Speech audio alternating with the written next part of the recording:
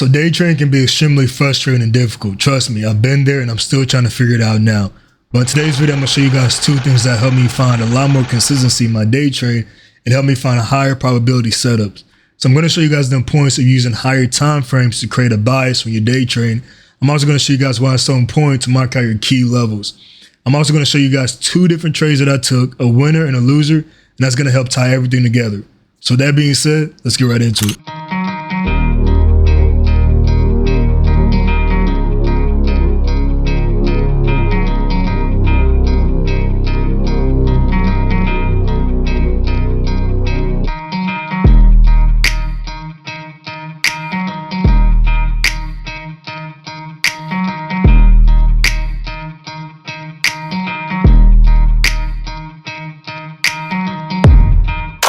All right, so now let's break down this trade and talk about how I utilize my key levels and the higher time frame to dictate that this trade is a higher probability setup. So this trade was in Palantir, as you guys can see. Coming into the day, I have a couple of things marked out in my chart, right? The first thing that we're going to go over are my key levels. So in green, this is going to be your previous day high. In orange, this is going to be your pre-market high. In blue, this is going to be your pre-market low. And then all the way down here in red is going to be your previous day low. So how do you mark this out? It's very simple. So let's zoom out and I'll show you guys how to do this. So going back to the previous in-trade day for Palantir, right? All I'm doing is figuring out where price was at its highest point on the previous day. So in this case, it was this candle right here before the market closed. So that's where I marked my previous day high. So my pre-market high, I'm going into any time frame after the market has closed the previous day and before the market is open, and I'm figuring out where the highest candle is at. So as you guys can see, we had this small wick over here, but I don't really count that. I don't know what happened over here. But the highest price for the pre-market high was somewhere over here. So we zoom out, you guys can see that this was the highest point of the pre-market, right? Next, I'm marking on my pre-market low. So the same concept, right? I'm trying to figure out the lowest point of the pre-market, right? Before market opens and after the market closed the previous day. So in this case, it was roughly around right here. So that's where I marked out my pre-market lows. Now lastly, let's talk about the previous day low, the same concept. I'm going back to the previous in-trade day and I'm marking out the very lowest candle of that previous day. So really it was like right here, but somewhere around this area over here, which is why I put the line right there. So that's how you basically mark out your key levels. So coming into the day, I saw that Palantir was trading above your previous day high and your pre-market high. So this allows me to be biased to the upside, right? Whenever a stock is trading above its previous day high and its pre-market high, that's a strong sign that the stock wants to continue to the upside. So that was the first reason why I was optimistic and potentially going long on Palantir if the opportunity presented itself. So the next thing that I looked at before I took my entry is I looked at the higher time frames. So since I take my position, my entries on the 1 minute time frame, I like to look at the 5 minute time frame to confirm that my bias is somewhat correct.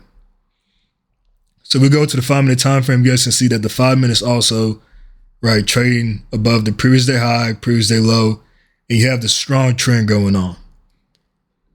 So before I take my entry, the other thing I like to look at is I want to make sure that stock is trending well, right? And how I do that is by utilizing my EMAs. So on my chart right now, I have 3 EMAs. I have the 9 EMA, the 21 EMA, and the 50 exponential moving average, right? That's what EMA stands for. So whenever a stock is trading above the 9 EMA and you see good separation between EMAs, that's typically a sign that there's a really strong trend. In this case, to the upside. Right, it's going to be the same concept to the downside. If price is trading below the 9 EMA and you have good separation between EMAs, that's a strong trend to the downside. So if we go to the 5 minute time frame, the same concept applies, right? You can see that on the 5 minute time frame, Palantir is trading way above the 9 EMA and you have good separations. So now once again, confirm my bias that, okay, Palantir could potentially want to push higher today, right? So my bias is still, I want to go long on Palantir.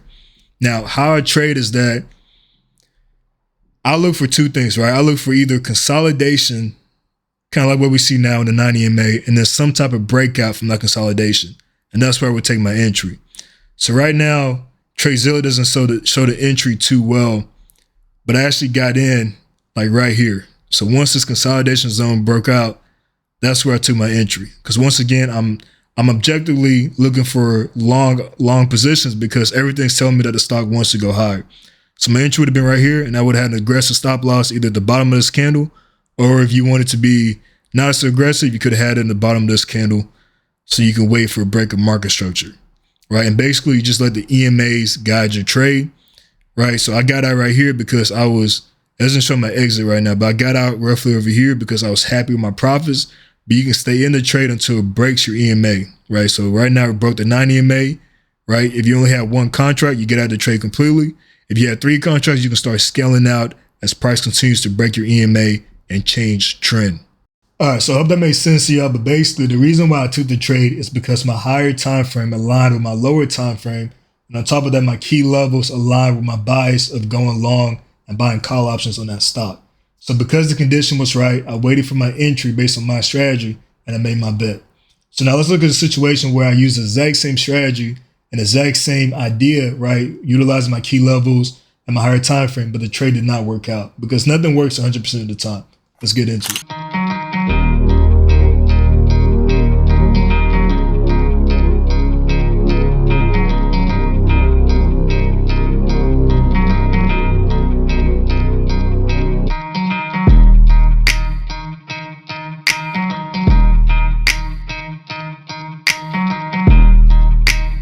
All right, so let's break down why I thought this trade was a good idea, right? So coming to the day, IWM was one of the strongest stocks, right? The reason why I know this is because I have my key levels marked out. So this is your pre-market high, this orange line.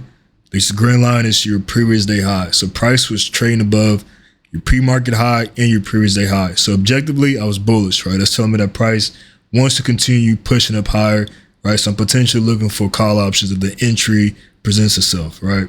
So next, I had good separation on my EMAs, my 9, 21, and 50. Price was trading above the 9 EMAs, so once again, I'm bullish, right? Next, I'm looking at my higher time frames.